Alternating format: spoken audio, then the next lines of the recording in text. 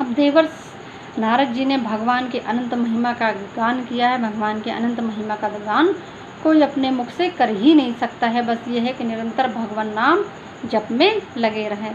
फिर तमाम प्रकार के नरकों का वर्णन किया गया है कि जिस प्रकार के जीव पाप करते हैं उसी प्रकार के नरक उनको भेज दिया जाता है। कुल नरकों की संख्या 28 बताई गई है।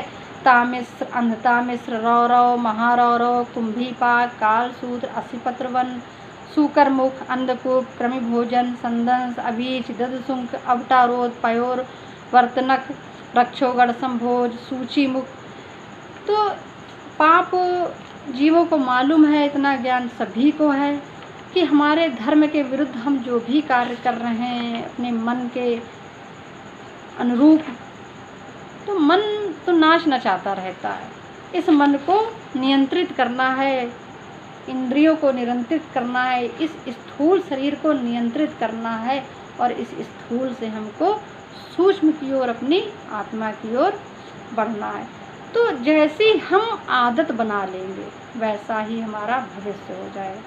तो हम सब अपनी ही आदतों का परिणाम है, यानी कि जैसा हमने स्वयं को बना लिया है, जो जो हम सोचते हैं, जो करते हैं, जैसा हम चाहते हैं वैसा ही होता चला जाता है।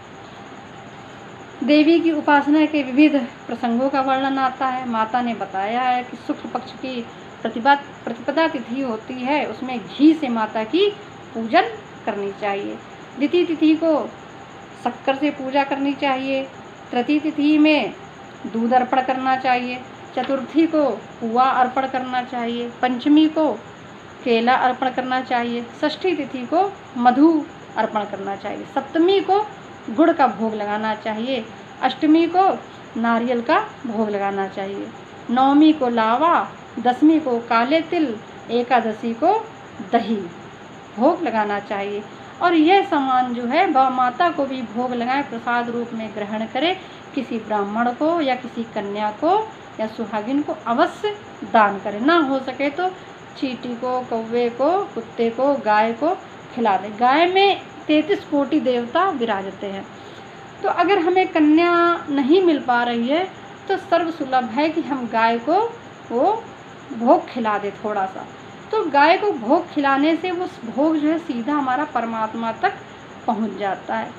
तो गाय इस पृथ्वी पर परमात्मा की प्रतिनिधि है, परमात्मा की प्रिय है।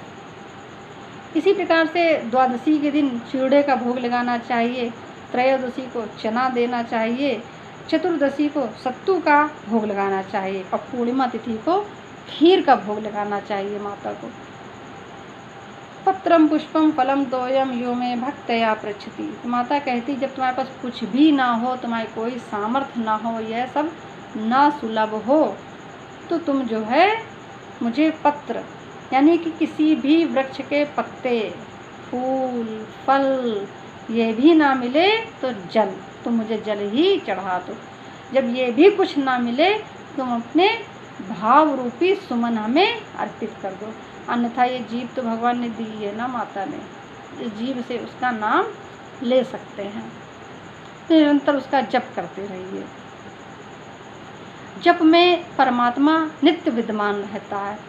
इस प्रकार से रविवार को खीर का भोग लगाना चाहिए, सोमवार को दूध का, मंगलवार को केले का, बुध को ताजे मक्खन का, बृहस्पति को लाल रंग की शक्कर का भोग लगाना चाहिए और शुक्रवार को सफ़ेद शर्करा का, शनिवार को गाय का घी का भोग लगाना चाहिए।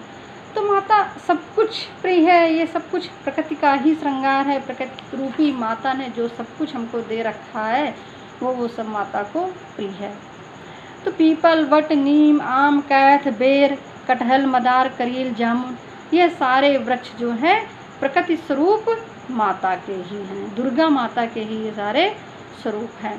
इसी प्रकार से बताया है कि चैत्र मास के शुक्ल पक्ष की तृतीया को महुए के वृक्ष में भगवती का पूजन करना चाहिए। ज्येष्ठ में प्रसन्नता के लिए मधु का भोग लगाना चाहिए। सावन के महीने में दही का भोग लगाना चाहिए। भादों में शर्करा का, अश्विन में खीर का। तो नाना प्रकार के भोग बताए हैं कि किस प्रकार से हम माता को प्रसन्न कर सकते हैं। अन्यथा माता तो हमारी भाव से ही प्रसन्न हो जाती है कि भाव पुष्प ही हम उनको अर्पण कर सकें, या जितना ही हम उनको करुण पुकार से पुकार सकें। प्रार्थना में माता व्याप्त हैं, प्रार्थना में माता स्थित रहती हैं। तो माता तो केवल एक पुकार से अपनी जो भी वस्तु मांगनी है, जो भी इच्छा है, तो माता से उसके लिए हम प्रार्थना करते हैं तो निश्चय ही वो प्रकट होती हैं और देती है।